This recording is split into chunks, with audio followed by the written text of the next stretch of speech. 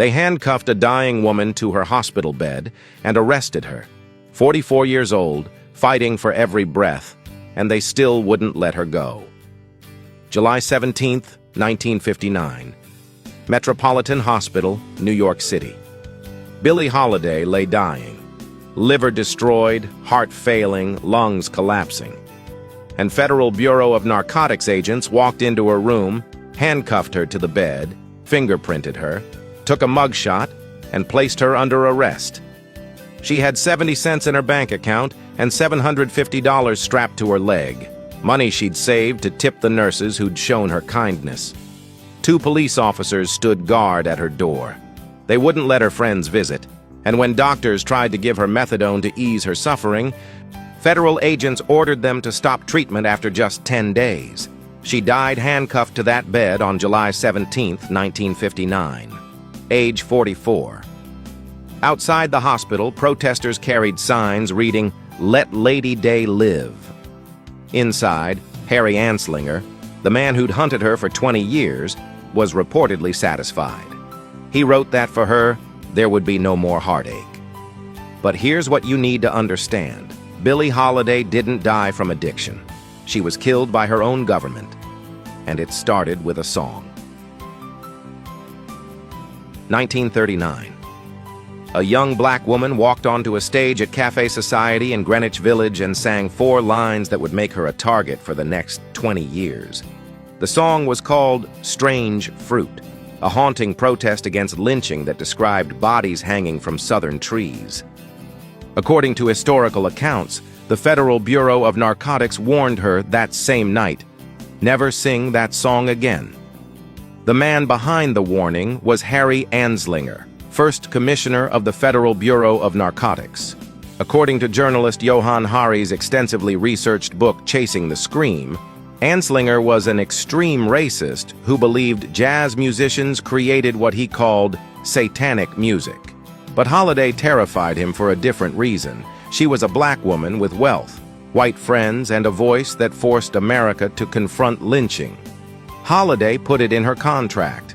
She would sing that anti-lynching anthem at every performance, no matter where, no matter who told her to stop.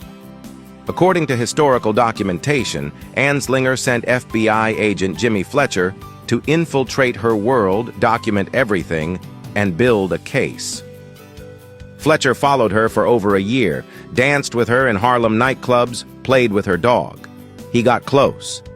Then he raided her apartment. The trial was called The United States of America versus Billie Holiday. She wrote in her autobiography, "That's just the way it felt." In 1947, Holiday was sentenced to a year in federal prison in West Virginia. When she was released, authorities revoked her cabaret license, meaning she couldn't perform in any venue that served alcohol. Essentially, they killed her nightclub career. But Holiday refused to be silenced. She sold out Carnegie Hall and kept singing that song.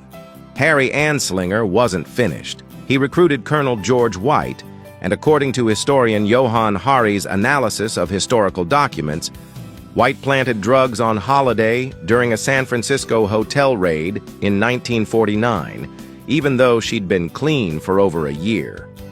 The persecution continued for 2 decades. Multiple arrests, planted evidence, destroyed career opportunities, all because she refused to stop singing about lynching. May 31, 1959.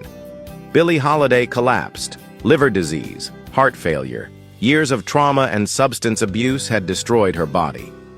She was admitted to Metropolitan Hospital in New York, dying at 44 years old.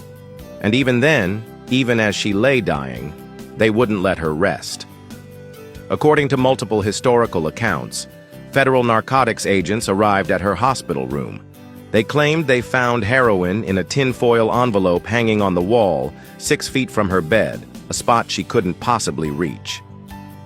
They handcuffed her to the hospital bed, placed her under arrest, stationed 2 police officers at the door, barred visitors unless they had written permission. She'd been given methadone and was actually improving, gaining weight, stabilizing. But according to historical records analyzed by journalist Johann Hari, on Anslinger's orders, They cut off her methadone treatment after 10 days, forbade doctors from treating her further. People gathered outside Metropolitan Hospital carrying signs that read, "Let Lady Day live." It didn't matter. July 17th, 1959. Billie Holiday died handcuffed to her hospital bed. 44 years old, 70 cents in her bank account. $750 strapped to her leg, money she'd saved to thank the nurses who'd shown her kindness. Federal Bureau of Narcotics Commissioner Harry Anslinger, the man who had stalked her for 20 years, reportedly wrote with satisfaction, "For her, there would be no more good morning heartache." He'd won. She was dead. But her voice, that lived forever. What if you knew that sharing the truth could get you killed? Would you still sing it? Drop your answer below. If Billie Holiday's courage inspires you, share this story. Because the artists who refuse to be silenced are the ones who change the world.